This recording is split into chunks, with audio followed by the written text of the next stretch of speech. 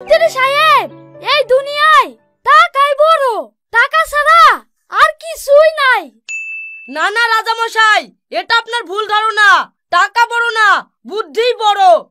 না না মন্ত্রী মশাই, এটা আমি কোনোদিনই মেনে নেব না। এই দুনিয়ায় টাকাই বড়। না না রাজামশাই, আমি প্রমাণ দিতে পারি এই দুনিয়ায় টাকা বড় না, বুদ্ধিই বড়। ঠিক আছে মন্ত্রী মশাই, তুমি প্রমাণ করো কিভাবে বুদ্ধি বড়। ঠিক আছে রাজামশাই, আমি প্রমাণ দেব, কিন্তু এ রাজ্যে হবে না, কারণ আমাদেরকে তো সবাই চেনে। ছদ্মবেশে অন্য রাজ্যে চলুন, আমি আপনাকে প্রমাণ দেব যে বুদ্ধি বড়।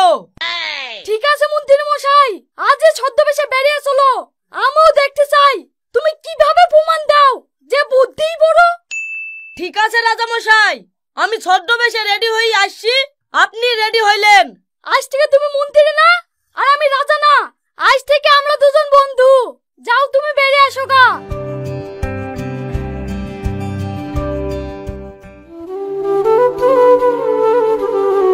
বন্ধু, তোমার টাকা পয়সাও শেষ, আমার খাবারও শেষ। কিছু একটা কাজ কাম তো করতে হবে, না হইলে আমরা খাবো কি?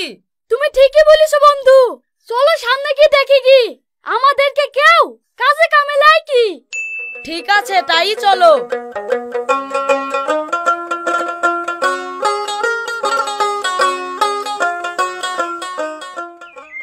আমার কাছে কে কাজে যাবে?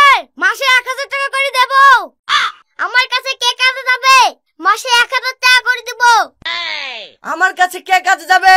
মাসে 2000 টাকা দেব। জমিদার বাবু, আমি যাব আপনার কাছে।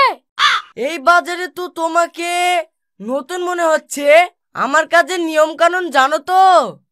কি নিয়ম জমিদার বাবু? আমার নিয়ম হচ্ছে, আমার বাড়িতে কেউ যদি রাগ করে তাহলে তাকে আমি এই বাজারেই বেচে দিই। ও, কাজ করবো তো রাগ করবো কেন? চলেন জমিদার বাবু।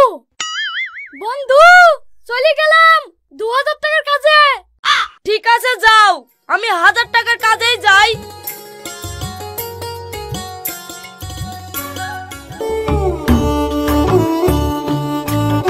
কিরে, ভুয়ে শেষ দিয়া হয়ে গেল? হ্যাঁ মরুল সাহেব, হয়ে গেছে। ঠিক আছে, মেশিনটা থুই ছাগল দুটো চড়ি লাগা।